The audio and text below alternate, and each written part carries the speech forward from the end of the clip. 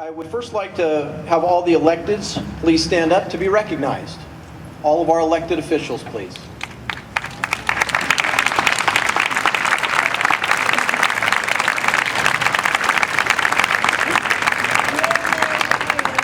Thank you very much for your attendance and your continued support.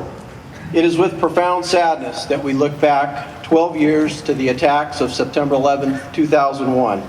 Although it's still painful, it's vitally important that we gather to formally honor and remember the nearly 3,000 men, women, and children who died, and to mourn those who lost their loved ones. It's equally important that we understand the profound changes in our nation since that day, and to recognize that we face ongoing threats to our national security. September is designated as National Emergency Preparedness Month, in part because of the devastation of 9/11/2001. Every year at this time, we remind ourselves to be alert and to be prepared for disasters of every kind. At the same time, we must never allow ourselves to become fearful, intolerant, or less freedom-loving. This can be a difficult balance to achieve, but I have faith that all Americans can do it. Before I close, I want to acknowledge my predecessor, Tim Scranton, who was the inspiration behind our 9/11 Memorial Garden. Tim was not able to be here tonight, but he is with us in spirit. He actually is in Washington, D.C. Thank you, everyone, for joining us in Beverly Hills on this National Day of Prayer and Remembrance. Now, it is my honor to welcome to the podium Reverend Jim Morrison for the invocation.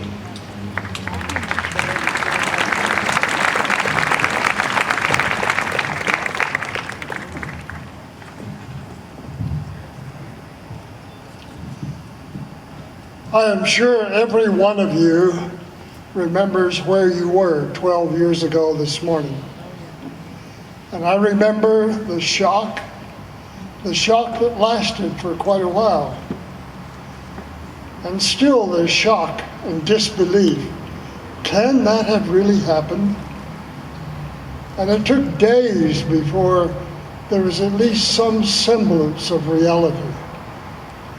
And I think if that is true for me, and for probably most of us here, the families and close friends of those who died in that horrible thing that happened in the Twin Towers, the Pentagon, and the plane that crashed in rural Pennsylvania, how it must be terrible for them.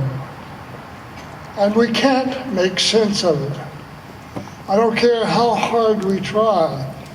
And I think one reason that is so is that it's not just a rational thing. We can't figure it out, and we never will.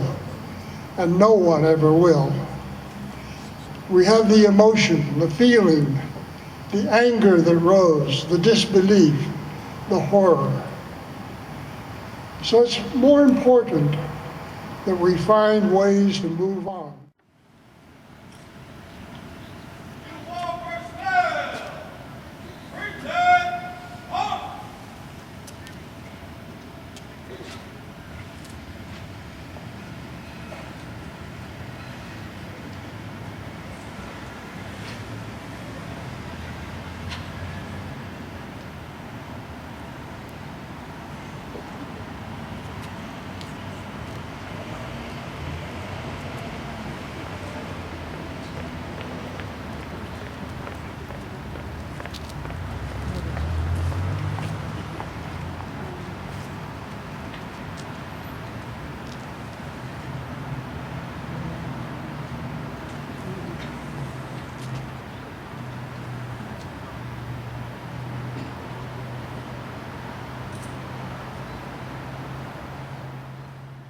Please welcome the Mayor of the City of Beverly Hills, the Honorable John Mirisch.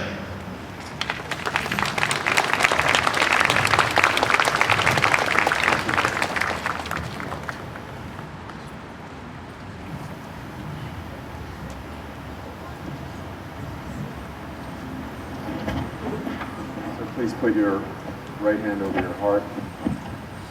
Ready, begin. I pledge allegiance to the flag of the United States of America and to the republic for which it stands, one nation, under God, indivisible, with liberty and justice for all. Oh, say, can you see by the dawn's early light what so proudly we hailed at the twilight's last gleaming, whose broad stripes and bright stars through the perilous fight o'er the ramparts we watched were so gallantly streaming, and the rockets regular, the bombs bursting in air, gave proof through the night that the flags were still there. Oh, say does that star-spangled banner yet wave o'er the land of the free and the home of the brave?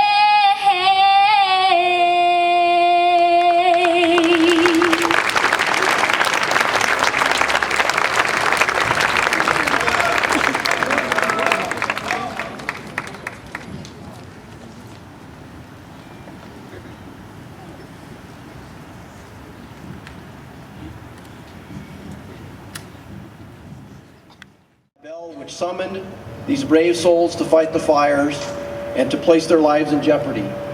And when the fire was out and the alarm had come to an end, it was the bell that signaled to all the completion of that call. The bell also was used for another purpose.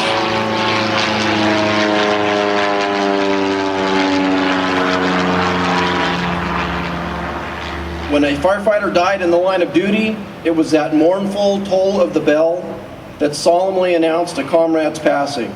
To announce the loss, an officer would ring out a special signal of 555. This would notify all personnel on the circuit that they had lost a fellow member of the fire service. This tradition has been our practice for well over 100 years. It symbolizes honor and respect for our fallen firefighters. We now tap out a special last alarm for the 343 fire brothers and sisters, all of the law enforcement personnel and first responders, flight crews, and nearly 3,000 people who were lost on September 11, 2001.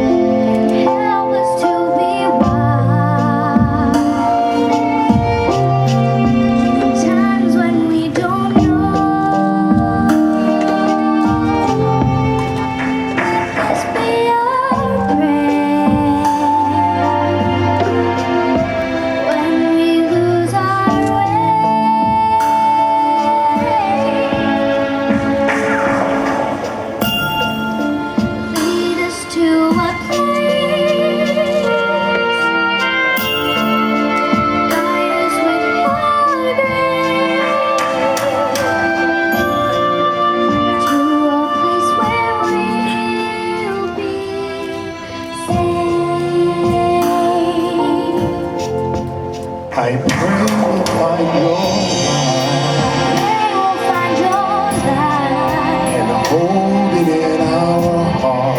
and hold it in our heart. When stars go out each night, Stars go out each night. remind us where you are. Remind us where you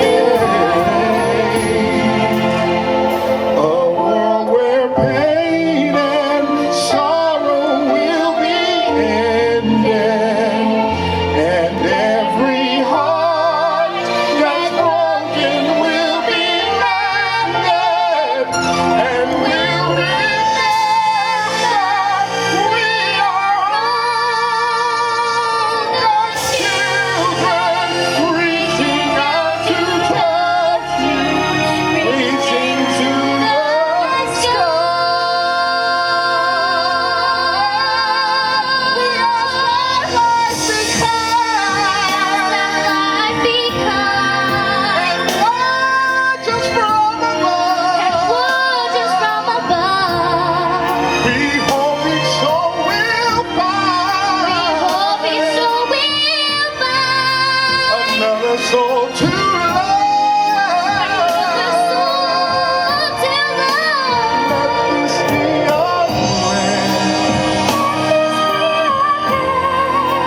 just like every child. Just like every child needs to find a place. Thank you very much, both of you.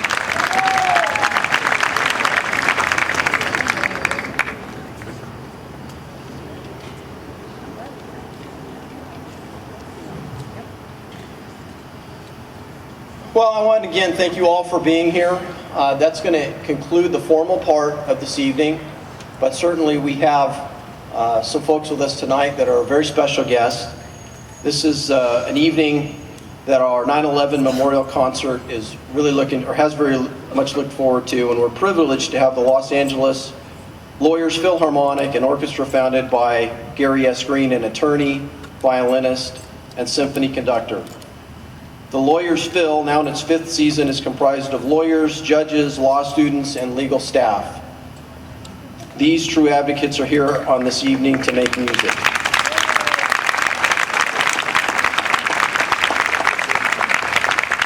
Ladies and gentlemen, I'm pleased to introduce the Los Angeles Lawyers Philharmonic